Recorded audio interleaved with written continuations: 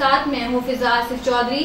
यहाँ आपको अहम खबर से आगाह कर रहे हैं कि लाहौर सीटीओ मलिक लियाकत की गुंडागर्दी और ट्रैफिक वार्डन्स की तरफ से तशद्दुद और नाजायज चालान के खिलाफ प्रेस क्लब के बाहर रिक्शा यूनियन का एहतजाज हो रहा है। जी, आपको एक अहम खबर से आगाह कर रहे हैं कि ट्रैफिक पुलिस और ट्रैफिक वार्डन्स की तरफ से तशद्दुद और नाजायज चालान करने के खिलाफ प्रेस क्लब के बाहर रिक्शा यूनियन का एहतजाज हो रहा है।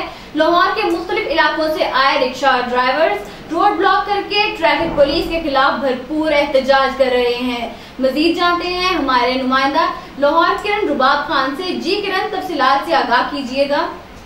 जी बिल्कुल, सीटीओ लाहौर मलिक लियाकत की गुंडागर्दी और ट्रैफिक वार्डन्स की तरफ से तशद्दुद और नाजायज चालान करने के खिलाफ प्रेस क्लब के बाहर रक्षा यूनियन जो है वो एहतजाज कर रही है।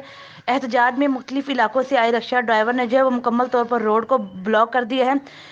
रक्षा यूनियन के जो हेड है मजीद गौरी, उनका कहना है कि सीटीओ लाहौर आए रोज़ हमारे रक्षा ड्राइवरों के खिलाफ चालान, तशद्दुद और झूठे मुकदमात जो है वो दर्ज कर रहा है। इसने ट्रैफिक वार्डन जो है वो बदमाश पा रहे हैं। आए रोज़ या तो चालान करते हैं और चालान के साथ मुकदमा भी दर्ज कर देते हैं। 1000 रुपये का चालान करने के बाद मुकदमा दर्ज करना जो है वो बिल्कुल हम बर्दाश्त नहीं करेंगे। वज़ीर आज़म पाकिस्तान, वज़ीर आला पंजाब और आईजी पंजाब जो है इसका फौरी नोटिस देते हुए इनको जो है वो ओहदे से हटाएं।